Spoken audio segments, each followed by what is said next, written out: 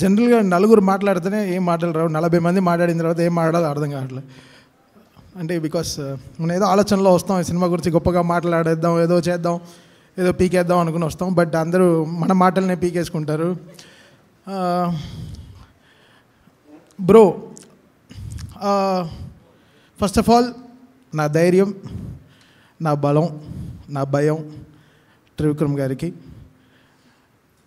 First of all ఆయనకి ఎంత లైఫ్లో I will be so grateful for him because Vakeel Saab, Bheemla Nayak, bro, రేపు ఓజీ.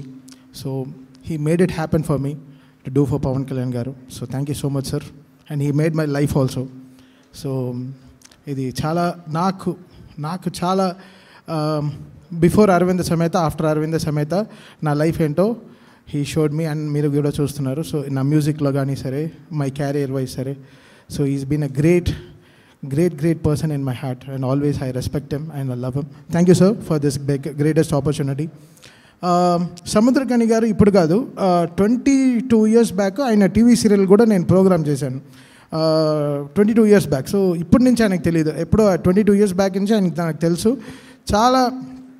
చాలా మట్టితో కూడిన మనిషి. అంటే ఒక సాయిల్ స్మెల్, ఒక సాయిల్ ఎంత మనం ఒక మట్టి వర్షం కురిసిన తర్వాత ఆ స్మెల్ వస్తుంది మనకి, అలాంటి మనిషి ఉన్న ఒక మనిషి సముద్రకని గారు.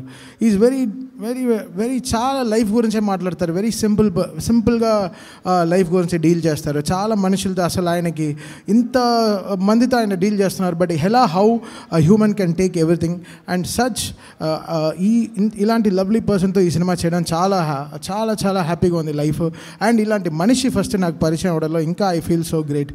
సో మా ఇద్దరిది ఈరోజు ఈ బ్రో అనేది కాదు, ఇది ఒక 25 yearsగా మా ఇద్దరికి ఉండే ఒక చిన్న బాండింగ్, అన్న తంబి అనే మా ఇద్దరి లోపల ఉండే ఒక చిన్న బాండింగ్. సో అది ఈరోజు ఇంకా ఈ సినిమా మా ఇద్దరు ఆ బ్రదర్షిప్ ఇంకా ఈ సినిమాని మమ్మల్ని చాలా ఇంకా ఎలివేట్ చేసింది లైఫ్లో. ఇంకా నా తేజ్, బంగారం, దేవుడి పైన 2 సార్లు కోపడ్డాను లైఫ్లో, 2 సార్లు కోపడ్డాను. అదేంటంటే పునీత్ రాజ్కుమార్ గారు పోయినప్పుడు చాలా మనసు బాధపడేసింది. ఏంట్రా ఇంత మంచి మనసు ఉండే మనిషిని ఎందుకురా దేవుడు ఇలా తీసుకెళ్ళిపోయాడు అనుకున్నాను.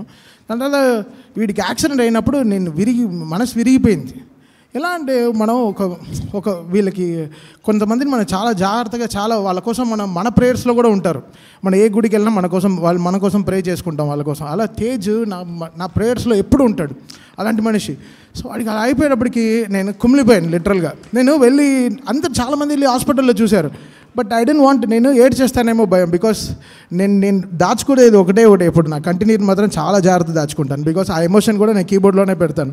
అంటే ఎవడు మాట్లాడినా, ఎవడు రివ్యూలు రాసినా సరే మనం మైక్ పట్టుకోలేము కదా, అది మన జాబ్ కాదు, మనది మ్యూజిక్ కీబోర్డ్లో పట్టుకోవడం. సో దాన్ని పగలగొట్టడం, ఆ పనిలో ఉంటానన్నమాట. సో ఈ సినిమా బ్రోలో నాకు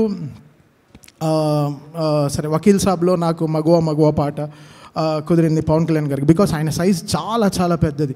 నేను సైజ్ గురించి మాట్లాడతా బికాస్ నేను సైజ్ మనిషినే కాబట్టి మనం కూడా బ్యాక్గ్రౌండ్ స్కోర్లో ఆ సైజులు తీసుకురావాల్సిన బాధ్యత ఉంది. కాబట్టి రేపు ఫ్యాన్స్ వాళ్ళు ఎంత ఆకలితో వస్తారు ఫస్ట్ డే ఫస్ట్ షో ఎలాంటి, బికాస్ పవన్ కళ్యాణ్ గారు అనేది వేరే.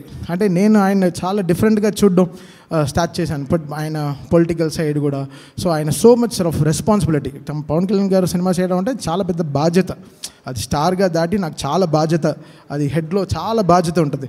సో ఈ సినిమాలో ఎలా హౌ కెన్ ఐ నాకు నచ్చిన స్టార్ని నేను హౌ కెన్ ఐ ఎలివేట్, జనాలు కూడా ఎలా చేయాలని. సో నాకు ఫస్ట్ 2 months అర్థం కాలేదు ఎలా సైజ్ పట్టుకోవడం, ఈ సినిమాకి ఎలా కరెక్ట్ అయిన మ్యూజిక్. సముద్రకని గారు కంపోజింగ్ వచ్చినప్పుడు ఒక పోస్టర్ చూపించారు. ఆ ఆరెంజ్ కలర్ పోస్టర్లో పవన్ కళ్యాణ్ గారు ఇలా నుంచున్న ఒక పోస్టర్ చూసారు. అక్కడి నుంచి స్టార్ట్ అయింది ఆ బ్రో థీమ్, ఆ శ్లోకం. వివేక్ గారికి చెప్పేశాను, సార్ దీనికి ఏదో మన మోషన్ పోస్టర్ చేసి వదిలేద్దాం సార్, ఈ పోస్టర్ ఏదో నన్ను కదిలిస్తాను సార్, నాకు ఒక 2 రోజులు అవకాశం ఇవ్వండి సార్, నేను దీన్ని ఏదో చేసిస్తాను. వెంటనే ఆ శ్లోకం పంపించిన వెంటనే వివేక్ గారు, సార్ సూపర్ సార్, అదిరిపోయింది అని ఆ సినిమాని నేను వేరేలాగా చూడడం స్టార్ట్ చేశాను. సో ఆ పోస్టర్ నన్ను చాలా మార్చింది. Because we respect our Pawan Kalyan గారు లీడర్, సో బిగ్ కాబట్టి. సో అక్కడి నుంచి everything started. And background score చేస్తున్నప్పుడు అంతా అన్న ఏం బ్యూటిఫుల్గా రాశారు త్రివిక్రమ్ గారు, ఎన్ని బ్యూటిఫుల్ లైన్స్. బికాస్ త్రివిక్రమ్ గారు పక్కన ఉంటేనే మనం చాలా జాగ్రత్తగా ఉంటాం.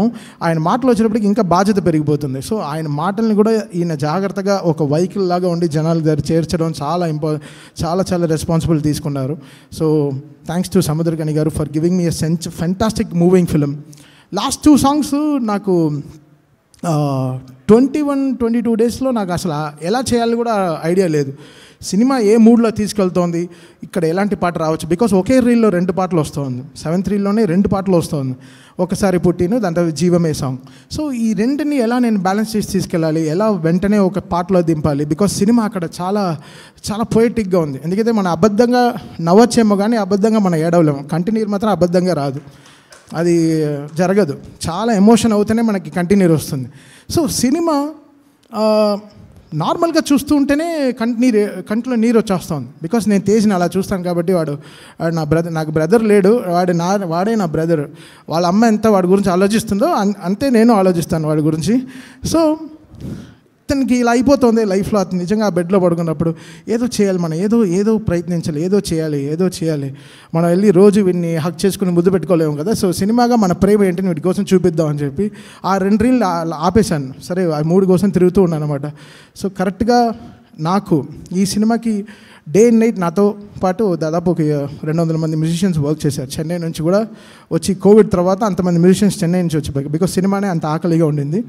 అలాంటి సినిమా తీసిన సముద్రకని గారికి మళ్ళీ థ్యాంక్స్ చెప్పుకుంటున్నాను. ఇంకో విషయం, దీంట్లో రామ్జోయ్ శాస్త్రి గారు మై డియర్ మార్కండేయ సాంగ్ కానీ, దాని తర్వాత రేపు టైం పైన ఒక ర్యాప్ సాంగ్ అది కూడా రేపు release అవబోతోంది.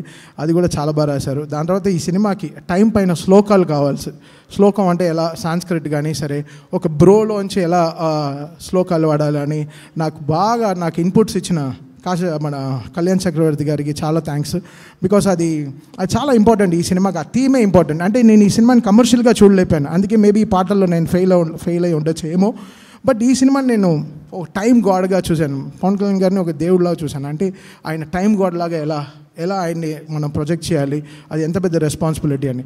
So that's how I carried the whole film. నాకు తెలుసు బ్యాక్గ్రౌండ్ స్కోర్లో డెఫినెట్గా ఇది, బికాస్ మనకి కొన్ని మూమెంట్స్ అర్థమైపోతూ ఉంటుంది. సో అది బ్యాక్గ్రౌండ్ స్కోర్లో ఈరోజు అంత ఆ సినిమా అంత గ్రావిటీ తీసుకునే సందర్భాలు ఇచ్చిన, మళ్ళీ చెప్తున్నాను సముద్రకని గారికి, ఆ సైజ్ కరెక్ట్గా నాకు ఇచ్చిన చాలా థ్యాంక్స్. బికాస్ మన హీరోని మనం ఎలా చూడాలో మనం అనుకుంటాం, అది ఎవరైనా సరే అందరి హీరోల్ని మనం we try to give the best for them. And ఈ సినిమాలో నాకు ఆ బ్రో శ్లోకం అనేది వెరీ ఇంపార్టెంట్ అనిపించింది. నేను అలానే ఈ సినిమాని చూశాను.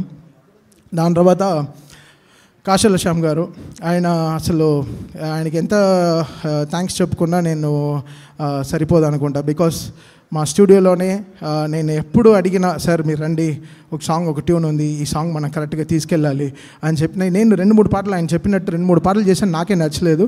ఆ కరెక్ట్గా బికాస్ ఎమోషన్ కరెక్ట్గా పట్టుకోవాలి కాబట్టి అది బ్యాక్గ్రౌండ్ స్కోర్ నుంచి స్మూత్గా అలా ఒక బ్రెడ్లో ఒక బటర్ లాగా దూరిపోవాలి ఆ పాట. సో అది చాలా జాగ్రత్తగా తీసుకెళ్ళి మళ్ళీ ఎమోషనల్గా చాలామందిని కదిలించాలి. సినిమాని కూడా నేను చెడిపోయకూడదు, బికాస్ అక్కడ ఎమోషన్ ఆల్రెడీ నిజంగా ఉంది. ఆ నిజాన్ని మనం, అంటే ఇప్పుడు ఎలానో ప్రపంచమే చాలా అబద్ధంగా వెళ్తోంది, అబద్ధం కోసం తిరుగుతోంది ప్రపంచం.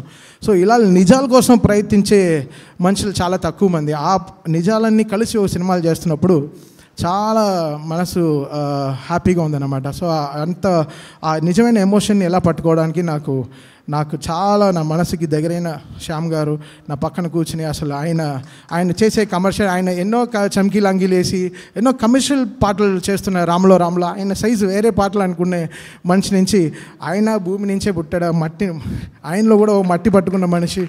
సో అని ఆయన పెన్లో అంత ప్రాణం పెట్టి ఆ పాటలో ఒకసారి పుట్టి ఒకసారి గిట్టి ఈ పాటను చాలా బ్యూటిఫుల్గా రాసి లాస్ట్లో జీవమే పాట కూడా రేపు release అవబోతోంది.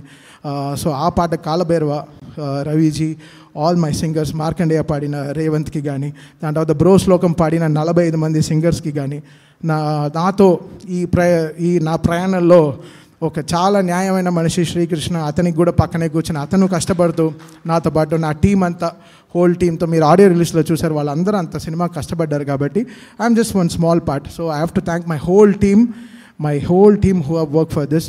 A very big thanks. Thank you so much.